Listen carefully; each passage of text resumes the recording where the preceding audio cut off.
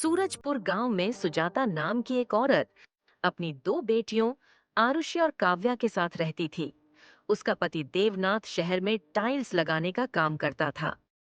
एक दिन ऊंचाई पर काम करते हुए उसका पैर फिसल गया और वह नीचे गिर पड़ा।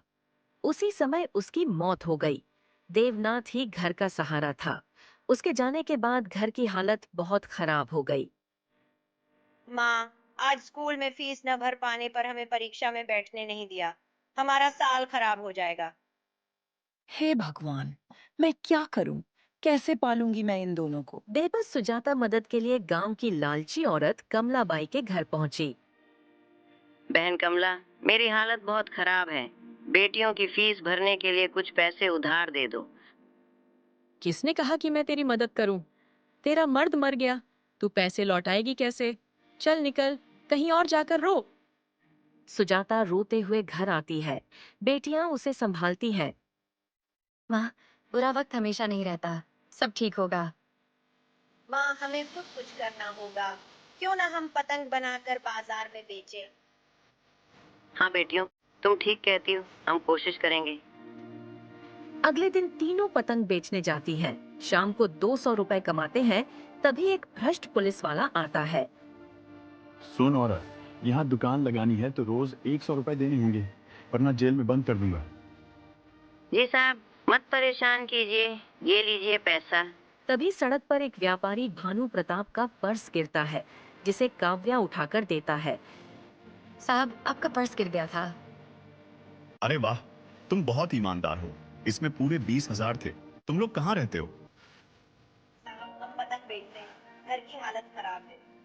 तो ऐसा करो, मुझे 2,000 पतंग बना दो, बदले में 1 लाख रुपए दूंगा। सच में साहब, भगवान आपका भला करे। तीनों दिन रात मेहनत करके 2000 पतंग बनाती है। भानु प्रताप उन्हें 1 लाख रुपए देकर चला जाता है। ये सब देखकर लालची कमलाबाई के मन में लोभ आ जाता है। वह रात में अपने कुत्ते को जहर देकर मार देती है और उसको चुपके से सुजाता के घर के अंदर फेंक देती है। सुजाता, बाहर निकल। तूने मेरे कुत्ते को मार डाला। 1 लाख रुपए दे वरना गांव छोड़ दे। क्या? मैंने कुछ नहीं किया, ये झूठ है। सुजाता, तूने गलत किया है। पैसे दे या गांव छोड़ दे। भीड़ घर तोड़ने लगती है। मजबूरी में सुजाता 1 लाख रुपए दे देती है। भीड़ में खड़ी तारा साध्वी, जो एक जादूगरनी थी, ये अन्याय देखकर आगे बढ़ती है। इतना बड़ा धोखा!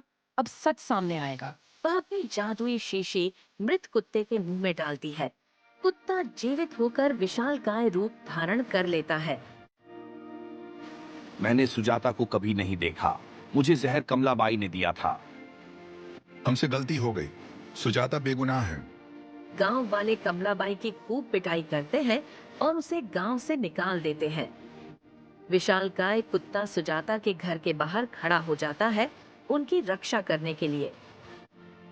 बेटियों, अब हमारा बुरा समय खत्म हो गया। माँ, अब हम पढ़ाई पूरी करेंगे। और आप चिंता मत करना, हम हमेशा आपके साथ हैं। इस तरह सुजाता और उसकी बेटियां खुशहाल जीवन जीने लगती हैं। बच्चों, ऐसी कहानी देखने के लिए हमारे चैनल को सब्सक्राइब जरूर करें।